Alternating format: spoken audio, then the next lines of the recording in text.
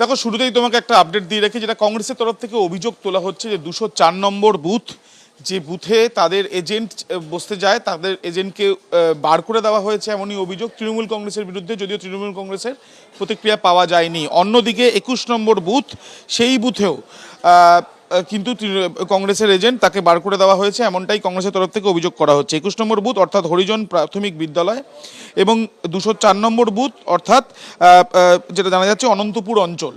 204 নম্বর বুথের যে ঘটনা, সেই ঘটনার পরিপ্রেক্ষিতে ইতিমধ্যে ইলেকশন কমিশনের কাছে অভিযোগ করা হয়েছে কংগ্রেসের তরফে, এমনটাই কংগ্রেসের তরফ থেকে জানানো হচ্ছে। দুটি ক্ষেত্রেই অভিযোগের তীর তৃণমূল কংগ্রেসের বিরুদ্ধে, কিন্তু তাদের কোনো প্রতিক্রিয়া এখনো পর্যন্ত পাওয়া যায়নি।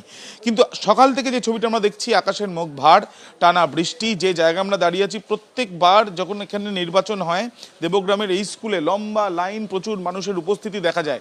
কিন্তু আজকে সকাল থেকে খুব কম সংখ্যক মানুষকেই দেখা যাচ্ছে যে তারা এসছেন ভোটাধিকার প্রয়োগ করার জন্য। তার কারণ এই টানা বৃষ্টি, এবং গতকাল রাত থেকে এখনো পর্যন্ত বৃষ্টি চলছেন। একজন ভোটার রয়েছেন, তার সাথে আমরা কথা বলবো।